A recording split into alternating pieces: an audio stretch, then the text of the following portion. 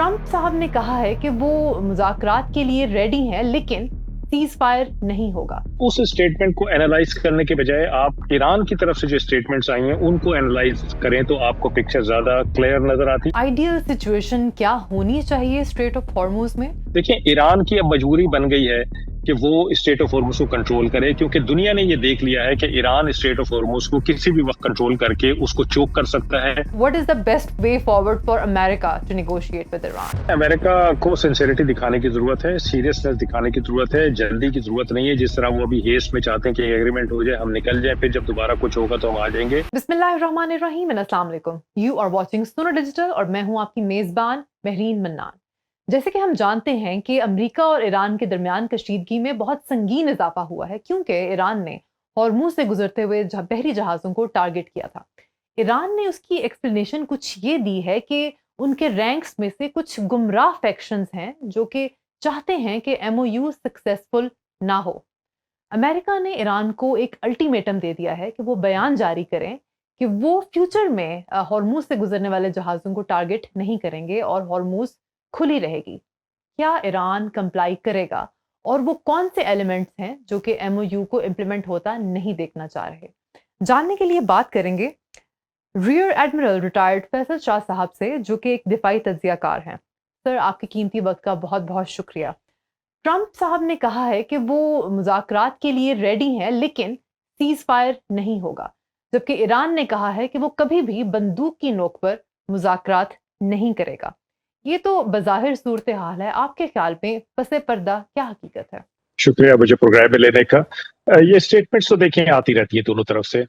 मैं American president जो Donald Trump साहब हैं उनकी स्टेटमेंट्स को बहुत ज्यादा सीरियस नहीं लेता, क्योंकि वो किसी भी वक्त चेंज कर देते हैं उसको। तो उस स्टेटमेंट को एनालाइज करने के बजाय आप ईरान की तरफ से जो स्टेटमेंट्स आई हैं उनको एनालाइज करें तो आपको पिक्चर ज्यादा क्लियर नजर आती है। और अल्टीमेटली मैंने ये देखा है over the period of time कि वो सही भी साबित होती है सिचुएशन। अगर ईरानी ये कह रहे हैं कि जी हम बंदूक की नोक पर मुज़ाकरात नहीं करेंगे, तो मेरा ख्याल है कि उन्होंने ये कई बार कहा है और करके दिखाया भी है कि अमेरिकन ने जब भी कोई जारियत की है ईरान के ऊपर किसी भी प्रिटेक्स्ट पे, तो ईरान ने उसका जवाब दिया और मुज़ाकरात को मुअत्तल कर दिया है। अगर आपको याद हो कि जो पहला राउंड था मुज़ाकरात का, जब इस्लामाबाद में दोनों टीमें आई थी, तो दोनों टीमों की जो बॉडी लैंग्वेज थी, जो उनकी तैयारी थी, जो उनकी कंपोजिशन थी, उससे भी बहुत सारे लोगों ने बशमूल मेरे ये अंदाजा लगा लिया था कि ईरानी आए हैं मुज़ाकरात के लिए और वो बड़े सीरियस हैं इसमें। अमेरिकन आए हैं डिक्टेशन के लिए, और उनकी उम्मीद ये थी कि जो कुछ हमने किया है उसके बाद ईरान घुटने टेक देगा, और ये एक फॉर्मेलिटी है। इसीलिए आप देखिए कि पहली जो निशिस्त थी उसमें यूएस के वाइस प्रेसिडेंट आ गए थे, जो कि अनप्रेसिडेंटेड है कि अगर पहली निशिस्त में कोई इतनी सीनियर पर्सनैलिटी किसी मुल्क से मुज़ाकरात में शामिल हो। तो ये बेसिकली एक नॉन सीरियस एटीट्यूड का मैं समझता हूँ कि शाखसाना था। लेकिन ईरान की तरफ से आप देखिए तो एक बड़ा डेलिब्रेट कंपोजिशन का डेलीगेशन था, जिसमें वो लोग थे माहिर उमूर, जिनकी उम्र गुजरी है इस किस्म की चीजों में। जबकि दूसरी तरफ अगर आप देखें तो वो ऐसे लोग थे जो कि डिक्टेट ही करते आए थे, और अभी तक उनको किसी निगोशिएशंस का सामना नहीं करना पड़ा था। रियल एस्टेट इसीलिए आपने डेवलपर्स देखा थे। कि उसके बाद तातुल आ गया था और अमेरिकन डेलीगेशन उठ के बीच में से चला गया था। तो अगर आप ईरान की तरफ देखते हैं तो मैं समझता हूँ कि वो बिल्कुल ऐसे ही कह रहे हैं कि हम के जोर जबरदस्ती पे तो नेगोशिएशंस नहीं हो सकती। अगर जोर जबरदस्ती पे नेगोशिएशंस करनी है तो आपको उसमें एंटर होने की जरूरत ही नहीं है। आप तो ये कहते हैं कि जी हमने ईरान को 20 साल पीछे फेंक दिया है। तो अगर 20 साल पीछे फेंक दिया है तो अगले 20 साल तक तो आपको कोई थ्रेट नहीं है ईरान से। तो आप अगर थ्रेट नहीं है तो फिर नेगोशिएशंस क्यों करना चाहते हैं, एग्रीमेंट क्यों करना चाहते हैं? आप तो फाते हैं, आप मफ्तूह के पीछे क्यों पड़े हुए हैं कि मेरे साथ एग्रीमेंट करो? तो थोड़ा सा हमें ये जो लाइंस हैं, ब्लर लाइंस हैं, इनको देखना चाहिए और रीड बिटवीन द लाइंस करना चाहिए। बिल्कुल ठीक है। अच्छा, आपके ख्याल में आइडियल सिचुएशन क्या होनी चाहिए स्ट्रेट ऑफ हॉर्मुज में, और मोस्ट प्रोबेबली सिचुएशन होगी क्या इन द एंड? देखिए, स्ट्रेट ऑफ हॉर्मुज में इशू ये हो गया है कि अब ईरान की ये मजबूरी बन गई है कि वो स्ट्रेट ऑफ हॉर्मुज को कंट्रोल करे। मैं थोड़ा सा इसको आपको बैकग्राउंड देख के और थोड़ा सा डिटेल में समझाना चाहूंगा, और लीगैलिटी भी इसकी प्लीज डू बताना सो। चाहूंगा, और जो ग्राउंड सिचुएशन है वो भी बताना चाहूंगा, ताकि आपकी तवज्जो से नाजरीन को चीजें क्लियर हों, क्योंकि बहुत सारी स्टेटमेंट्स इधर उधर से आ रही हैं, मीडिया में खबरें आ रही हैं, लेकिन समझ नहीं आ रहा है कि हो क्या रहा है। देखिए, ईरान की अब मजबूरी बन गई है कि वो स्टेट ऑफ हॉर्मुज को कंट्रोल करे, क्योंकि दुनिया ने ये देख लिया है कि ईरान स्टेट ऑफ हॉर्मुज को किसी भी वक्त कंट्रोल करके उसको चोक कर सकता है, और उसमें से हमें तकलीफ मिलेगी। तो अगर ईरान कंट्रोल नहीं करेगा तो फिर क्या होगा? फिर दुनिया कंट्रोल करेगी। अच्छा, ईरान नहीं चाहता कि इस पानी में, जो कि ईरान के टेरिटोरियल वाटर्स भी हैं और ओमान के टेरिटोरियल वाटर्स भी हैं, इनमें दुनिया की मुख्तलिफ ममालिक की नेवीज के जहाज फिर रहे हों, इस प्रिटेक्स पे कि हमने स्टेट ऑफ हॉर्मुज को खुला रखना है। वो तो फिर ईरान के बिल्कुल डोर पे आ जाएंगे ना, डोर स्टेप पे आ जाएंगे, तो ईरान तो कभी नहीं चाहेगा। तो अब ईरान चाहता है कि मैं इसको कंट्रोल करूं। अच्छा, बहुत सारे लोग इसमें लीगैलिटी को रेफर करते हैं, लॉस को रेफर करते हैं। रूबियो साहब ने कहा कि इंटरनेशनल लॉस के खिलाफ है कि ईरान इसको कंट्रोल करे। मैं सवाल करता हूं कि कोई रूबियो साहब से ये सवाल तो करे कि आप किस इंटरनेशनल लॉ को रेफर कर रहे हैं? आप जिस इंटरनेशनल लॉ को रेफर कर रहे हैं उसको तो आप खुद नहीं मानते हैं। United Nations convention on the law of the sea को करते हैं, यूएन क्लॉस उसको कहते हैं, उसको वो रेफर कर रहे हैं, उसके वो खुद सिग्नेटरी है लेकिन मेंबर नहीं है। इसी तरह ईरान भी उसका सिग्नेटरी है लेकिन मेंबर नहीं है। अच्छा।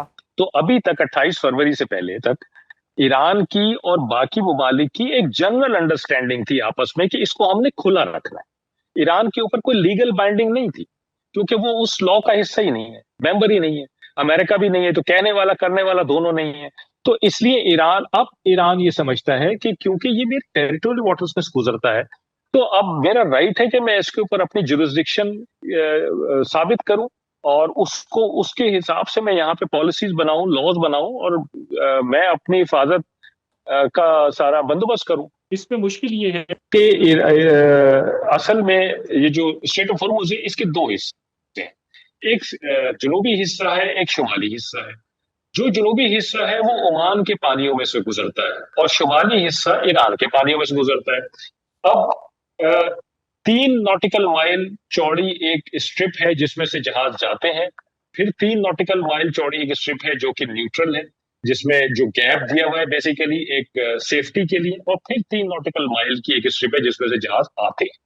अच्छा। तो ओमान ने ये कह दिया है कि जी मेरी तरफ से तो कोई कतल नहीं है, जहाज आए जाए, लेकिन ईरान ये चाहता है कि ओमान इस ईरान के साथ मिलके इसको मजबूत तरीके से कंट्रोल करे, और तमाम जहाजों की आगाही हो कि कौन आ रहा है कौन जा रहा है। जो उसमें टोल और टैक्स लगाने का मामला है वो एक डिफरेंट मामला है, वो ईरान अपनी इकोनॉमी के लिए कर रहा है, लेकिन हो सकता है कि ईरान उससे हट जाए पीछे, क्योंकि अगर उसकी इकोनॉमी को अदरवाइज फायदा हो जाए किसी और तरीके से, सैंक्शंस हट जाए या एसेट्स फ्रीज जो है वो अनफ्रोजन हो जाए, तो फिर हो सकता है कि ईरान उससे हट जाए मुतालबे से पीछे। लेकिन कंट्रोल मेरा ख्याल है वो अपने हाथ में रखना चाहता है। अब ईरान चाहता है कि अगर ओमान नहीं मान रहा है ईरान की बात, तो जो जनूबी हिस्सा है ओमान वाला, उसको उसमें से जहाज ना गुजरे, अच्छा। और सिर्फ शुमाली हिस्से में से गुजरे जो कि ईरान के पानियों से गुजरता है, ताकि ईरान उनको कंट्रोल कर सके। अच्छा, अब जनूबी हिस्से से जहाजों को गुजरने ना देने के दो तरीके हैं। पहला तरीका यह है कि आप माइंस डाल दें उसमें। ठीक अच्छा, है। नेवल इस्तेलाह में आप माइंस डालें या सिर्फ उसका ऐलान कर दें, तो भी यही समझा जाता है कि माइंस डल गई हैं और कोई जहाज वहां पे नहीं जाता। तो ईरान ने ऐलान किया हुआ है कि जी मैंने माइंस डाली है। हो सकता है कि अमेरिका ने और बाकी बहुत सारे एडवांस मुल्कों ने ये अंदाजा लगा लिया हो कि वहां पे माइंस नहीं है और वो खुला है, तो वो ठीक है। जहाजों को एनकरेज कर रहे हैं कि आप ओमान की साइड से गुजर जाए। ठीक है। अच्छा, दूसरा तरीका ये होता है कि फिर आप जहाजों को वॉर्न करें, आप रोकें। ठीक तो है। उसके उसमें आप ये करते हैं कि आप मर्चेंट शिप्स के अगले हिस्से के सामने, यानी जिस तरफ वो बढ़ रहा होता है उसके आगे आप कुछ फायर्स करते हैं। अच्छा, आप पानी में आगे। गोलियों से फायर करते हैं या रॉकेट से फायर करते हैं, ताकि उस जहाज को कॉशन करें कि भाई तुमने आगे नहीं जाना। हम्म। ये प्रॉपर एक तरीका है, और इसको शॉट अक्रॉस द बाउस कहते हैं नेवल इस्तिलाह में, जो कि इंग्लिश में भी एक इडियम है। ठीक है। आपने किसी को वॉर्न करना हो तो आप कहते हैं शॉट अक्रॉस द बाउस। तो ओके। ये एक प्रॉपर तरीका है किसी मर्चेंट शिप को रोकने का, क्योंकि मर्चेंट शिप के पास कोई अपना दिफा नहीं होता, वो बहुत स्लो मूविंग होता है, वो कुछ नहीं कर सकता है किसी नेवल शिप के अगेंस्ट। तो वो रुक जाते हैं मर्चेंट शिप्स, उनकी हिम्मत नहीं होती आगे बढ़ने की। ईरान ने जो अब डायरेक्ट अटैक किया है शिप से, मैं समझता हूँ कि ये गलत, अच्छा, ये पहले ईरान को उन्होंने नहीं करना वार्निंग चाहिए था। अटैक्स नहीं किए ईरान आगे को जो पानी में, डायरेक्ट शिप को अटैक किया है। जी जी, डायरेक्ट अटैक कर दिए। अच्छा। क्योंकि अगर उन्होंने आगे फायर किया होता शिप को रोकने के लिए, तो मैं नहीं समझता कोई शिप इतनी हिम्मत कर सकता है कि वो आगे बढ़े। मर्चेंट शिप में इतनी हिम्मत नहीं होती, क्योंकि उसके पास कोई डिफेंस नहीं होता। ठीक है। तो उसमें आग भी लग सकती है, वो डूब भी सकता है, तो वो कोई ऐसा वेंचर नहीं करता। मुझे लगता है कि इन्होंने डायरेक्ट शिप्स पे अटैक किया, जो कि गलत बात है, इनको नहीं करना चाहिए था। जिसकी हम्म। वजह से अमेरिका का रिएक्शन आया, और फिर उस पर काउंटर रिएक्शन ईरान ने भी किया, और बात बढ़ गई। ठीक है। तो ओमानी वाटर से शिप्स का गुजरना आपके ख्याल में क्या एमओयू की खिलाफ वर्जी था या नहीं? देखिए, एमओयू में ये वाजे तौर पे दिया हुआ है कि ईरान ने अरेंजमेंट करना है स्ट्रेट ऑफ होर्मुज के कंट्रोल का, 60 रोज तक वो फीस नहीं लेगा, ये लिखा हुआ है। हम्म। लेकिन उसका जो अरेंजमेंट है वो ईरान ने करना है। अच्छा, अब ईरान ये समझता है कि स्ट्रेट ऑफ होर्मुज का अगर लफ्ज आया, तो वो फिर पूरी स्ट्रेट ऑफ होर्मुज का आया। जो मैंने 3 नॉटिकल माइल ओमानी पानियों का जिक्र किया है, जो 3 नॉटिकल माइल मैंने बीच में एक सेफ्टी मार्जिन का जिक्र किया, और तीन अच्छा। नॉटिकल माइल जो ईरान के पानियों से गुजर रहा है, इस सब का, ये सब मिलके स्ट्रेट ऑफ होर्मुज बनता है। ठीक है। मेरा ये ख्याल है कि अमेरिकन ने इसको इंटरप्रेट ऐसे किया है कि जी, जो ईरान का अपना पानी है, उसका कंट्रोल और उसका जो तरीकाकार है वो ईरान करेगा। बाकी ओमान ने तो कह दिया कि मेरा पानी खुला हुआ है, तो आप उसमें से चले जाएं। ये शुमाली मेरे तीन ख्याल में एक नॉटिकल माइल्स अंडरस्टैंडिंग यानी है, कि इंटरप्रिट। जी, सॉरी, आपकी आवाज कटी। जो 3 नॉटिकल माइल्स शुमाली हैं, तो अमेरिका के ख्याल में स्ट्रेट ऑफ हॉर्मूज मुआहदे में सिर्फ वो थी, शुमाली 3 नॉटिकल माइल्स जी यानी कि। जी जी जी ठीक है। जी, मेरा ये ख्याल है कि अमेरिका हम्म। ने इंटरप्रेट ये किया। अच्छा, अगर अमेरिका ये चाहता है कि स्ट्रेट ऑफ हॉर्मूज खुली रहे, तो वो सिंपली कंप्लाई क्यों नहीं कर लेता ईरान के दिए गए रास्ते से? कहीं ऐसे तो नहीं है कि वो जो है खामोशी से असलहा ज़ख़ीरा किए जा रहे हैं, ताकि बाद में वो एक मैसिव लैंड इन्वेजन प्लान कर सकें, आपके ख्याल में? देखिए, लैंड इन्वेजन कोई कॉस्ट इफेक्टिव नहीं है, वो अमेरिका को बहुत कॉस्टली पड़ेगा। मेन लैंड पे चले जाएं तो ईरान की लैंड एरिया जो है वो पाकिस्तान के डबल, और ठीक है। जो लोकेलिटीज हैं वो डिस्टेंटली लोकेटेड हैं। और इसकी लैंड में ये खासियत है कि वो किसी भी लैंड फोर्स को कंज्यूम कर सकता है। अगर ठीक है। आइलैंड्स की आप बात करते हैं, तो आइलैंड वॉरफेयर बड़ी पेक्यूलियर होती है। और अगर आप अपने दुश्मन को उस आइलैंड से निकाल भी दें, तो जब आप खुद जाके बैठते हैं तो टारगेट बन जाते हैं, और आपको बहुत मजबूत एयर डिफेंस चाहिए होता है। और ईरान के जो ड्रोन्स हैं, रॉकेट्स, मिसाइल्स हैं, उनकी कैपेबिलिटी अभी तक मौजूद है। वो आपकी उस आइलैंड पे बैठी हुई फोर्स को टारगेट कर सकते हैं बड़े इफेक्टिवली। उसके लिए आपको नेवल शिप्स का वहां पे होना, आइलैंड के आसपास होना बहुत जरूरी है, ताकि वो एयर डिफेंस प्रोवाइड कर सके। नेवल शिप्स आपके स्ट्रेट ऑफ हॉर्मुज से गुजर नहीं सकते हैं। तो अच्छा। मैं नहीं समझता कि किसी लैंड इन्वेजन का खतरा है। अच्छा, असलहा या और चीजें गुजारने के सिर्फ पानी के रास्ते तो नहीं है अमेरिका के पास। अमेरिका के पास तो एयर है, पहले भी उसने एयर से की थी सारी ट्रांसपोर्टेशन, तो अभी भी कर सकता है। फिर ठीक खत्ते है। में ऑलरेडी उसके पास बहुत कुछ मौजूद है। ऐसी बात हम्म। नहीं है। देखिए, अगर अमेरिका ईरान को अलाउ करता है कि वो स्टेट ऑफ होर्मुज को कंट्रोल करे, तो फिर तो इसका मतलब है कि उसकी अथॉरिटी स्टेब्लिश हो गई। जैसे हम्म। अमेरिका ने कहा कि जी, मैं रिजीम से इससे बात नहीं करूंगा, तो सबको मार दिया। ठीक दूसरे है। लोग आ गए, उसी आइडियोलॉजी के तहत आ गए, तो रिजीम तो वही है। तो अमेरिका ने तो बेसिकली एंडोर्स कर दिया उसी रिजीम को। तो अब अमेरिका कहता है कि अगर मैं इसको स्टेट ऑफ हॉर्मुज को कंट्रोल करने देता हूं, तो ये तो स्टेब्लिश हो जाएगी उसकी अथॉरिटी, फिर तो मजीद कोई बातचीत करने की बात ही नहीं, जरूरत ही नहीं होगी। तो इसलिए बेसिकली वो चाहते हैं कि ईरान अगर अपने हिस्से को कंट्रोल करता है तो करे, लेकिन हम ओमानी हिस्से से स्टेट ऑफ हॉर्मुज को खुलवा दें। ठीक है। अच्छा, आपने भी रिजीम चेंज की बात की। आपके ख्याल में अली ख़ामेनी साहब की शहादत के बाद जो नई टॉप ब्रास आई है, वो पहले से ज़्यादा नज़रियाती होगी? आप किस सिमत टिल्ट देखते हैं, टुवर्ड्स द राइट विंग और the left wing in future? देखिए, अली खामेनी साहब 87 साल की उम्र के थे, या उससे भी शायद ज्यादा थे। एक उन्होंने अहद देखा था, वो पूरा खुद एक अहद थे। और जाहिर बात है कि ज़ईफ थे, तो एक ज़ईफ आदमी में और एक जवान आदमी में बड़ा फर्क होता है, सोच में, जज्बे में, जुनून में। तो अब जो क़यादत आई है वो सारे जवान लोग हैं, तो उनमें ज्यादा वलवला है। देखें, एक बात बड़ी समझने की जरूरत है, और ये मैं कई दफा अपने प्रोग्राम्स में कह चुका हूं कि अमेरिका को ईरान की जरूरत है। अच्छा। ये बात शायद आज आपको समझ ना आए, लेकिन आपको कुछ अरसे बाद जब आप पीछे मुड़ के देखेंगी तो आपको समझ आएगी कि अमेरिका को ईरान की जरूरत है। अगर ओके। ईरान यहाँ पे है, और ऐसा ईरान जो कि थ्रेट रेडिएट कर सकता है मौजूद है, तो अमेरिका का जवाब है इस खित्ते में रहने का। अगर अमेरिका ईरान को मलियामेट कर देता है, खत्म कर देता है इसराइल के कहने पे, तो फिर अमेरिका को कोई जवाब नहीं है इस खत्ते में रहने का। इसलिए मैं ये कह रहा हूँ कि पिछले कई दिहाइयों से आप देखें तो अमेरिका ने ईरान को थ्रेट बना के पेश किया है खत्ते के ममालिक को, और ये कहा है कि तुम्हारा असल दुश्मन इसराइल नहीं है, ईरान है, और ओके। मैं तुम्हें इसके खिलाफ निजात दिलाऊंगा, मैं हूं निजात दहिंदा।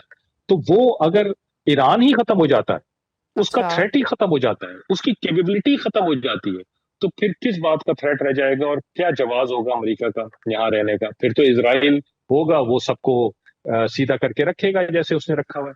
तो तो अमेरिका की हम्म, भी जरूरत है कि ईरान थिरकता रहे, सरवाइव करे। और इसीलिए मैं आपको कह रहा हूं कि कहाँ आपने देखा है कि कोई फातेह किसी मफ्तू से कह रहा हूं मेरे साथ एग्रीमेंट करो? तो क्यों कह रहा है फातेह कि मैं एग्रीमेंट करूं मेरे साथ, जबकि उसने उसके मुताबिक उसने उसको 20 साल पीछे फेंक दिए। अगर ईरान ही ना रहे तो अमेरिका क्यों खत्ते में रहना चाहता है? Is it because of monetary incentives? देखें, एक तो पेट्रो डॉलर्स उसकी इकोनॉमी के लिए बहुत जरूरी है। वो यहाँ बैठ के इंश्योर करता है कि जो गल्फ ममालिक हैं वो पेट्रो डॉलर से डिसिस्ट ना करें, युआन में या रुबेल में या किसी और में वो ट्रेडिंग करना सोचें। ठीक नंबर है। नंबर टू, यहाँ पे अगर आप पिछले कोई 25 साल का 30 साल का डेटा उठा के देख लें तो सिर्फ 2020 से 2024 4 साल ऐसे हैं जिसमें यूरोप गल्फ से आगे निकला है अमेरिका की वेपन सिस्टम्स खरीदने में, आर्म्स एंड एमुनिशन खरीदने में। अदरवाइज आप देखें तो ये खिता गल्फ ये सबसे ज्यादा वेपन्स एमुनिशन इक्विपमेंट खरीदता है अमेरिका का। उनका मिलिट्री इंडस्ट्रियल कॉम्प्लेक्स चलता है इस यहाँ से, और मिलिट्री इंडस्ट्रियल कॉम्प्लेक्स अमेरिका का एक अंदाजे के मुताबिक तकरीबन 3.6% कंट्रीब्यूट करता है अमेरिका की जीडीपी में, ठीक है। एम्प्लॉयमेंट में भी करता है। तो ये बड़ा इंपॉर्टेंट है। तीसरी चीज, यहाँ के जो जखायर हैं तेल और गैस के, अमेरिका उस पर नजर रखना चाहता है, हम्म। अपने कब्जे में रखना चाहता है, अपने कंट्रोल में रखना चाहता है। एक तो ये इसलिए कि अगर कभी जरूरत पड़े तो वो यहाँ से उनका इस्तेमाल कर सके, अच्छे रेट्स पे उनसे खरीद सके। हालांकि अभी फिलहाल अमेरिका को ऐसी कोई जरूरत नहीं है। अमेरिका के पास तो अपने भी तेल और गैस के काफी वसी जखायर हैं। जी वसी है, लेकिन जाहिर बात है कि कोई वक्त आगे पे हो सकता है यहाँ से जरूरत पड़ सकती है। ओके। इम्पोर्टेंट चीज क्या है कि चाइना को यहाँ से सपोर्ट जाती है, सप्लाई लाइन जाती है चाइना की। ठीक अगर है। आप डॉट्स कनेक्ट करें तो यहाँ से पहले वेनेजुएला में अमेरिका ने ऑपरेशन किया और वहां के जखायर पे उन्होंने कंट्रोल हासिल किया, वहां से भी चाइना को सप्लाई लाइन जाती थी। दूसरा ये हो गया, और अब ये क्यूबा की बातें कर रहे हैं जहां से अमेरिका चाइना को सप्लाई जाती है, तो ये भी अमेरिका के लिए बड़ा इंपॉर्टेंट है। और अमेरिका की नेशनल सिक्योरिटी स्ट्रेटेजी पढ़ लीजिए जो नवंबर 2025 में आई है।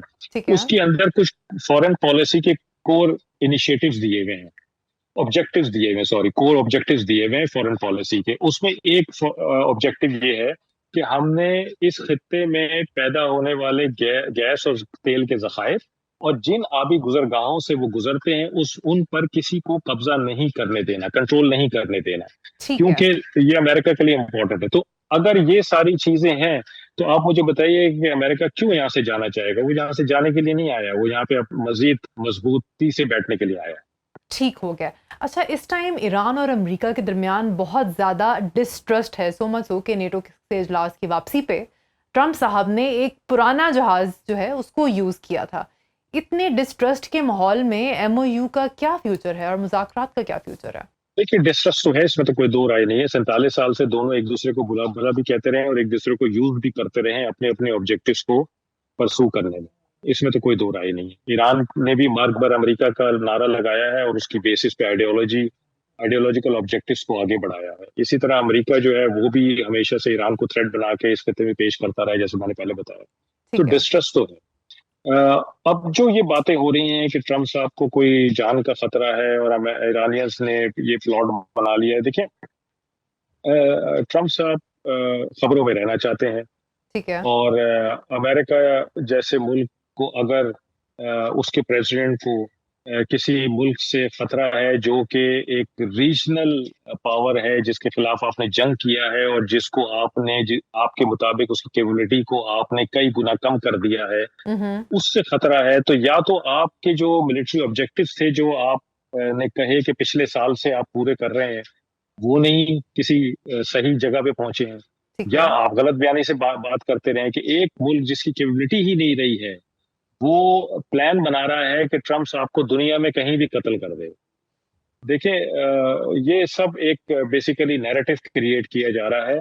ट्रम्प साहब ने, जाहिर बात है कि अपनी आवाम का सिंपैथी वोट भी चाहिए उनको, क्योंकि जो उनका एक्चुअल वोट है, जो वो लेना चाहते थे इस जंग के बाद, वो तो उनको फिलहाल नहीं मिल पा रहा है।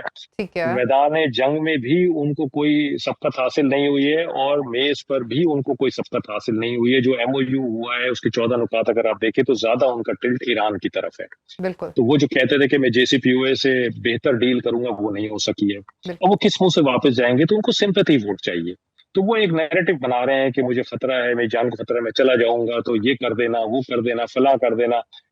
वही पता नहीं है कि उनकी जान को किससे खतरा है, और वाकई खतरे के चक्कर में अगर उनको कुछ हो जाता है तो फिर मलबा जो है वो ईरान के ऊपर गिर जाएगा और रिपब्लिकन पार्टी को वोट्स मिल जाएंगे। असैसिनेशन अटेम्प्ट तो पहले भी हुई थी ना, जब उनके कान के पास से गोली गुजरी थी।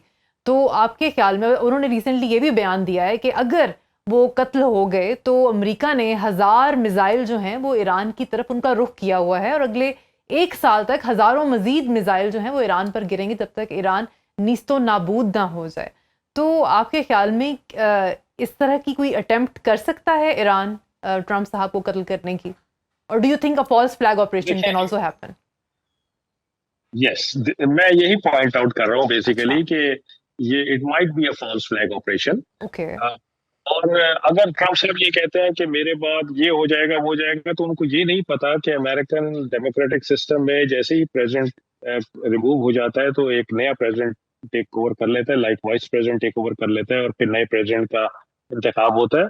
और जो नया बंदा जो भी ऑफिस में आता है, इवन द वाइस प्रेसिडेंट जो कि प्रेसिडेंट बन गया, जरूरी नहीं है कि वो पिछले प्रेसिडेंट की पॉलिसीज को फॉलो करे। जैसे इन्होंने उसका अपना जेसीपीओए को फॉलो दिमाग है, नहीं उसकी किया अपनी था। पॉलिसीज होगी। तो ये डायनेस्टी नहीं, ये बिल्कुल। डायनेस्टी नहीं है कि जी अगर हम्म। बाप चला गया तो बेटा आके और फिर उसी ऑब्जेक्टिव्स को।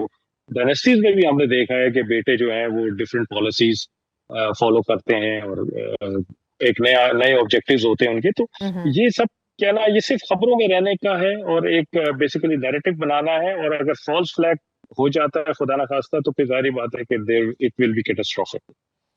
ठीक है। अच्छा, जो हार्ड लाइन एलिमेंट्स हैं, जैसे कि पहले भी हमने जिक्र किया, वो हैं पीछे, ये जो शिप्स पे अटैक्स हुए हैं उनके। तो अगर जो है, if it's the hard line elements who are calling the shots, is there any point of negotiating with the diplomats? देखिए, ईरान में ना बड़ा यूनिक सिस्टम है गवर्नेंस का। एक तो उनकी ये आइडियोलॉजिकल सेटअप है और एक पॉलिटिकल सेटअप है।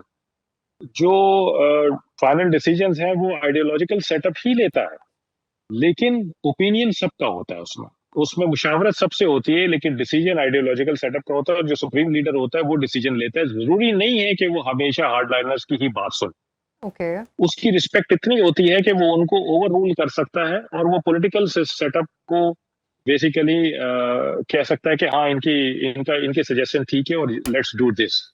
तो ये एक बेसिकली जो एक ईरान का इमेज बनाया गया है कि जी बहुत ही हार्ड लाइनर्स हैं, और वो तो एक्सट्रीमिस्ट हैं और कंजर्वेटिव्स हैं, और वो कुछ सुनते नहीं हैं, और बस वो दुनिया को तबाह करने चले गए। ऐसा नहीं है। उनका बड़ा बड़ा मजबूत किस्म का सिस्टम। आप देखिए ना कि उनकी सारी लीडरशिप को तोड़ा दिया आपने, फौज की भी और पॉलिटिक्स की भी और आइडियोलॉजिकल भी। उसके बावजूद ईरान थ्राइव कर रहा है, चल रहा है। तो वो कैसे हो सकता है? वो इसी वजह से हो सकता है ना कि वहां कोई सिस्टम मौजूद है जो सिस्टम काम कर रहा है। तो ट्रम्प साहब ने ये भी थ्रेटन किया है, वैसे तो आपने कहा है कि उनकी बातों को सीरियस नहीं लेना चाहिए, कि हार्ड लाइनर्स में जो नंबर 1 और जो नंबर 2 टॉप की उनकी लीडरशिप है, वो ज़रूरत पड़ने पर उनको भी असैसिनेट कर सकते हैं। आपके ख्याल में ये किन लोगों की बात कर रहे हैं, and do you think this is a possibility? देखिए, वो जाहिर बात है कि सुप्रीम लीडर की निशानदेही कर रहे हैं, प्रेसिडेंट की निशानदेही कर रहे हैं, बाकर ओके। कालिबाफ की निशानदेही कर रहे हैं। कि ओके। ये लोग हैं टॉप टीयर में लोग जो कि बेसिकली इस वक्त इसमें इन्वॉल्व हैं और काम कर रहे हैं, और फिर इनको असैसिनेट करने का एक इम्पैक्ट भी जाएगा नीचे तक। पहले भी ईरान ने ये हजीमत उठाई है कि अपनी टॉप लीडरशिप को गंवा दिया, डिफेंड नहीं कर सके उनको। तो ये जाहिर बात है कि थ्रेट दे रहे हैं कि अगर आप लोग बातचीत नहीं करेंगे तो हम आप ये कर देंगे वो कर देंगे। मैं आपको यही समझा रहा हूँ कि एक फातेह है जो कि इतना फ्रस्ट्रेटेड है कि वो मफ्तू को हर तरह से घेरना चाह रहा है कि मेरे साथ एग्रीमेंट कर लो। एग्रीमेंट जब वो ठीक करने है। आते हैं तो फिर कहता है कि मेरी मर्जी का एग्रीमेंट करो। जब एग्रीमेंट हो जाता है तो फिर उसको इंटरप्रेट अपनी तरफ अपनी मर्जी का करता है, बिकॉज वो एक सुपर पावर है ना, तो वो सुपर पावर की तरह से ट्रीट नहीं हो पा रहा है। उसको एक फ्रस्ट्रेशन है। उस फ्रस्ट्रेशन का फिर वो मदावा करने के लिए कभी अटैक्स करता है, कभी स्टेटमेंट्स देता है, कभी उस सुपर पावर का प्रेसिडेंट कह रहा है कि जी मैं हिट लिस्ट पर हूँ। यानी आज तक किसी अमेरिकन प्रेसिडेंट को आपने सुना है कि उसने कहा हो कि जी मैं हिट लिस्ट पर हूँ, नो। मैं फला मुल्क के हिट लिस्ट पर हूँ, तो मुझे मैं चला जाऊंगा तो मेरा भी बच्चों का ख्याल रखना, मेरे मुल्क का ख्याल रखना और उनका ये कर देना। It's unprecedented. Unprecedented because America को अनप्रेसिडेंटेड फ्रस्ट्रेशन का सामना है इस वक्त। ऐसे वैसे किसी और मुल्क ने किसी पोर्टस के कत्ल के ऐसे नारे भी लगाए हैं पहले कभी? Has there been any such president in history? Iran में तो ये बड़ा आम है कि ठीक वहां है। पे तो जगह जगह लिखा हुआ होता है मार्क बार अमेरिका, मार्क बार इजराइल, यानी death to America, death to Israel. ठीक तो है। वो तो कभी मतलब वो अमेरिका या इजराइल को एज कंट्री वो कहते हैं, उनकी पॉलिसीज को हम्म। कंडेम करने के लिए ये कहते हैं, अलामतन होता है ये चीज। लेकिन कभी खास तौर पे उन्होंने प्रेसिडेंट के लिए या किसी और उनके बंदे के लिए तो नहीं इस तरह यूज के नारे किया शारे लगाए, आज से पहले नहीं। या उनकी अवाम के खिलाफ कभी कोई ऐसा नहीं किया। हाँ, ये जरूर कहते हैं कि जी इनकी पॉलिसीज के खिलाफ हम खड़े हुए हैं एंड हमारी तरफ से इनकी पॉलिसीज के लिए मुजाहिमत है। ठीक है। तो इस टाइम ईरान में एक अनईजी पीस सिचुएशन प्रिवेल कर रही है। आपके ख्याल में क्या हम किसी सॉलिड पीस एग्रीमेंट की तरफ जा सकते हैं? इफ यस तो कैसे? या हम ये अभी फॉर द अपकमिंग फ्यूचर हमें ये on the verge of war situation ही नजर आ रही है? नहीं, वॉर तो ये किसी के हक में नहीं सिवाय इसराइल के।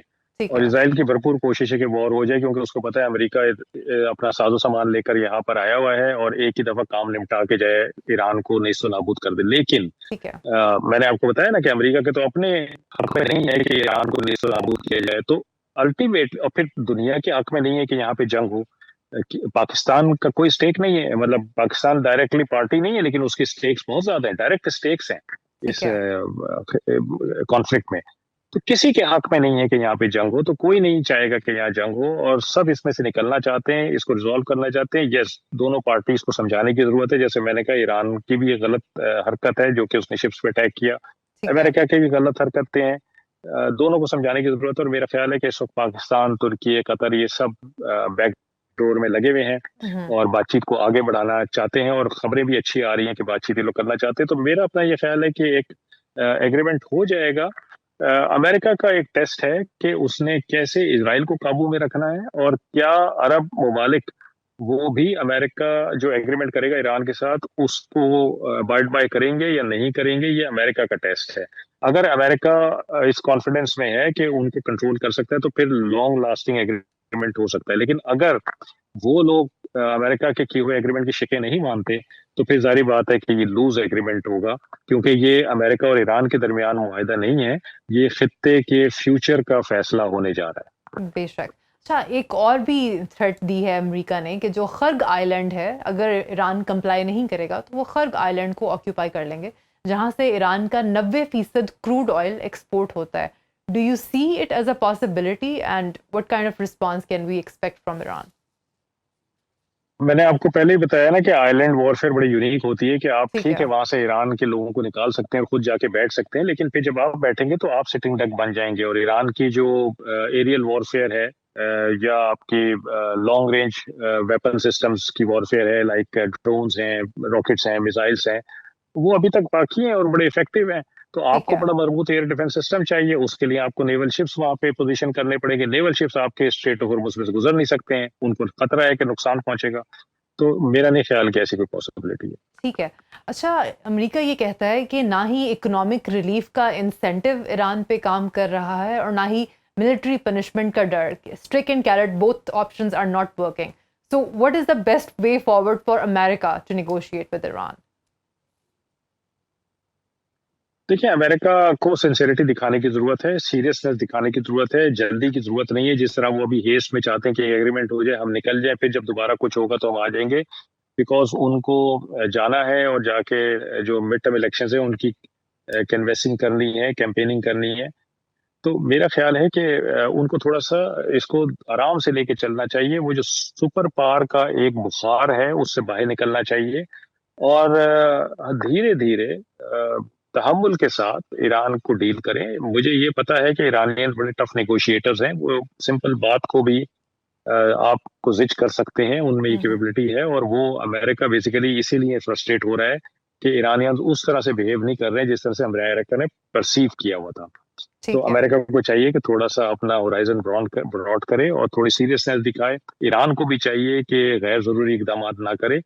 एक चार्ज एलिमेंट था, खामेनी साहब का तदफीन का सिलसिला चल रहा था, हम्म। उसमें फिर वायलेशन हुई, जहाज जो है वो गुजरने की कोशिश की उन्होंने स्ट्रेट ओवर से, तो उन्होंने उन पे डायरेक्ट अटैक कर दिया। आई अंडरस्टैंड, बिकॉज एक चार्ज एनवायरनमेंट था, लेकिन उस चार्ज एनवायरनमेंट पे भी ईरान की फौजों को और लीडरशिप को चाहिए कि ऐसा कोई इकदाम न करें जिससे ओवरऑल पिक्चर खराब हो जाए। तो दोनों तरफ को मेरा ख्याल है बहुत ज्यादा तहमुल और मजबूती के साथ इस पे काम करने की जरूरत है। तो ये तकरीबन तीसरी दफ़ा हुआ है कि जंग बंदी के बाद जंग फिर शुरू हो गई है। पाकिस्तान के लिए एज अ मीडिएटर सूरत हाल बहुत कॉम्प्लिकेटेड होती जा रही है। हमें क्या करना चाहिए कि हम इस माहदे को एक हतमी शक्ल दे सकें? देखिए, हम तो मेरा ख्याल है कि मैंने जैसे बताया ना कि हम तो मोस्ट इंटरेस्टेड हैं कि ये जंग खत्म हो और एक मरबूत मुआहदा हो जाए। नहीं, इसलिए नहीं कि हमारा कोई इसमें नाम हो रहा है, बल्कि इसलिए कि इसमें हमें तकलीफ हो रही है और हम उस तकलीफ हम्म। से निकलना चाहते हैं। ठीक है। सारी दुनिया को तकलीफ हो रही है और हम सारी दुनिया को इसमें से निकालना चाहते हैं, बशमूल भारत, जो कि हमारे इस रोल के खिलाफ बातें कर रहा है। तो पाकिस्तान तो भरपूर कोशिश करेगा, और अच्छी बात यह कि पाकिस्तान की डायरेक्ट कम्युनिकेशन है अमेरिकन लीडरशिप के साथ, ईरानियन लीडरशिप के साथ, बाकी तमाम ममालिक की लीडरशिप के साथ हमारी डायरेक्ट क्लोजनेस है। तो हम उसका फायदा उठाया है, हमने उठा रहे हैं और उठाते रहेंगे, और पाकिस्तान आप देखेंगे एक दफा फिर जीत जाएगा। ठीक है। सर, ड्यूरिंग द फ्यूनरल इन्होंने जो है अली खामेनी साहब के कंपाउंड, डिमोलिश्ड कंपाउंड की फुटेज फाइनली अब जाके रिलीज की है। क्या पर्पस है इस पॉइंट पे इस फुटेज को रिलीज करने का? देखिए, एक ऑलरेडी सेंटिमेंटल एनवायरनमेंट है, चार्ज एनवायरनमेंट है। ठीक तो है। पब्लिक सपोर्ट को गार्नर करने के लिए, गैल्वनाइज करने के लिए ये सब नैरेटिव क्रिएट किया जाता है। तो उसमें जाहिर बात है कि इसने बड़ा रोल प्ले किया है कि जी लोगों ने जब देखा कि ये फुटेज उस जगह की है जहाँ पे वो शहीद हुए हैं, लोग ऑलरेडी इतनी गर्मी में बाहर निकले हुए लाखों अफराद, और वो आके उनके लिए घंटों घंटों सड़क पे वेट कर रहे हैं, नौहा कर रहे हैं, मातम कर रहे हैं। तो जब वो ये चीजें देखेंगे तो उनको ये एहसास होगा, वो पिक्चर उनकी कंप्लीट हो जाएगी कि जी किस तरह से मिसाइल आके कहाँ लगे होंगे और अली खामेनी साहब को कैसे उन्होंने हर्ट किया होगा और उसकी वजह से उनकी जान चली गई। तो ये एक पूरा आपने देखा ना। आप एक चीज और भी नोट कीजिए, देखिए जो शिया रिलीजन है या शिया बिलीफ है, उसमें अगर आप देखें, जब आप इनकी मजालिस में बैठते हैं और आप मुहर्रम का ज़माना आता है तो पूरी एक स्केचिंग की जाती है, पूरा एक किस्सा सुनाया जाता है, हर चीज़ को मलूज़े खातिर रखते हुए। और वो सेंटिमेंटल होता है, मतलब हम सब की आंखों से आंसू निकल जाते हैं, बेशक। क्योंकि हम सब के प्यारे हजरत इमाम हुसैन के साथ ये हुआ और उनकी फैमिली के साथ ये हुआ। तो ये एक उनका कल्चर भी है कि आप तमाम चीज़ों की बेसिकली एक स्केचिंग करते हैं, उसको कंप्लीट करते हैं पिक्चर को, और फिर लोगों को जब आप प्रेजेंट करते हैं तो लोगों पे ज़्यादा असर होता है। तो जाहिर बात है कि ये उस ईरान को अपनी पब्लिक सपोर्ट की ज़रूरत है इस वक्त, और ठीक अमेरिका है। को भी अपनी पब्लिक सपोर्ट की ज़रूरत है। तो दोनों लीडरशिप अपने, आप देखें ना, ट्रम्प साहब ने तो अपनी जान के लाले जो है वो बता दिए कि जी मैं तो मरने वाला हूँ और मेरा ख्याल रखना, सेंटिमेंटल, ताकि लोग जो है ठीक है। वो उनकी सिंपैथी वोट दें उनको। ठीक है। अच्छा, यूनाइटेड किंगडम की बात करते हैं। उनके जो next probable prime minister Andy Burnham है, उन्होंने पब्लिकली अपोलोजाइज किया है क्योंकि उनकी सियासी जमात लेबर पार्टी ने इसराइल का साथ दिया था against the genocide in Gaza. आपके ख्याल में ये महज लिप सर्विस है या हम फ्यूचर में यूके की फॉरेन पॉलिसी में टुवर्ड्स इजराइल हम कोई तब्दीली भी देख सकते हैं? देखिए, इस वक़्त इज़राइल और उसकी लीडरशिप दुनिया की नफ़रत अंगेज़ लीडरशिप और मुल्क बन गया है इज़राइल। ज़्यादातर लोग उससे नफ़रत करते हैं, ज़्यादातर लोग उसको बुरा-भला कहते हैं। इवन अमेरिका के अंदर बहुत अरसे के बाद पहली दफ़ा कहते हैं लोग कि इतने सेंटिमेंट्स इज़राइल और उसकी लीडरशिप के खिलाफ हो गए हैं। इतने पहले नहीं होते थे, लोग खुल के बात करने लगे हैं। तो उनकी जो ग्रिप है बहुत सारी चीज़ों से इज़राइलियों की, वो अब लूज़ होती जा रही है। बहुत सारे मुल्कों की फ़ॉरेन पॉलिसी को इन्फ्लुएंस करते थे, वो इन्फ्लुएंस अब कम होता जा रहा है। और बहुत सारे ममालिक ये सोच रहे हैं कि अगर हम इनके साथ खड़े होते हैं तो हमारा नाम गंदा होगा, हमारा किरदार गंदा होगा। तो हम इनसे अलग अगर खड़े होंगे तो हमें ज़्यादा अच्छा जाना जाएगा। ये बहुत सारे मुल्कों की इस वक़्त सोच है। तो कोई इसमें मुग़ालता नहीं है कि आने वाले दिनों में बहुत सारे ममालिक बशमूल यूके, हम देखेंगे कि उनकी फ़ॉरेन पॉलिसी में चेंज आ सकती है। So finally, मैंने कुछ खबरें पढ़ी हैं कि Islamabad talks round 2 is happening on July 18th. Do you think it will? Yes or no? मेरा ख़्याल है कि ज़रूर होगा, अगर 12 को नहीं भी होता है तो अनकरीब होगा। मैंने ठीक है, आपको बताया है कि पाकिस्तान की माशाल्लाह बहुत स्ट्रेंथ है, हम पाकिस्तान की स्ट्रेंथ को अंडरमाइन नहीं कर सकते ठीक और है। पाकिस्तान एक दफ़ा फिर इंशाल्लाह जीतेगा। फैसल शाह साहब, आपके कीमती वक्त का बहुत शुक्रिया। This is all from my side viewers. Take care and will see you soon. अल्लाह हाफ़िज़।